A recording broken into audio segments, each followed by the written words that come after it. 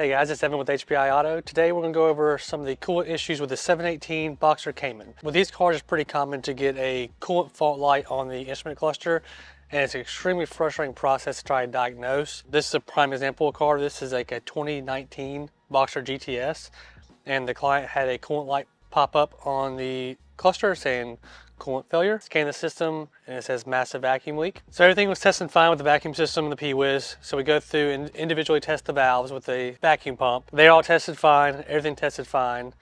Well, the kind of first line of defense is to replace the valves. So we start with the 3 valves that are right up front next to the engine where it gets hot. Change those valves, same issues.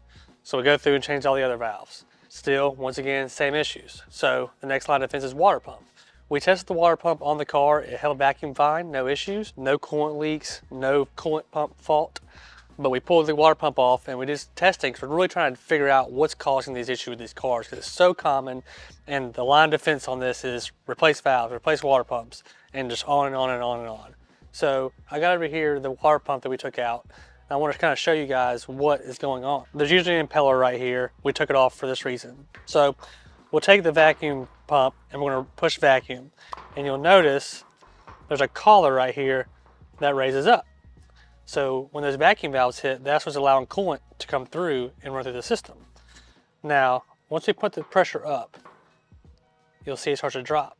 And when you push down on it,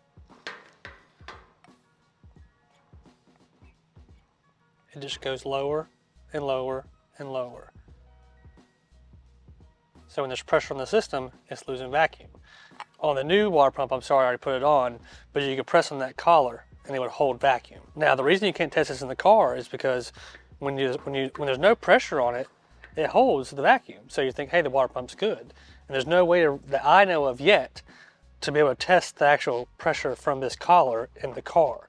So even though the water pump is testing fine on the car, there's no leaks, there's no codes, it's holding vacuum, there still could be an internal problem with the water pump. And so we're going to try to figure out some ways to remedy this problem and save people money from having to replace all these parts just to try to guess on what the problem is. So we're going to keep digging into this issue on these cars with the coolant valves and figure out ways to test this stuff in the car to save the client money, the client time, and also us time, and help educate you guys. I hope you guys found this informational. It's just a little, inside look of what we do on a daily basis here, and we hope to keep, revolutionizing moving forward and try to figure out ways to better suit the customer and the client's needs.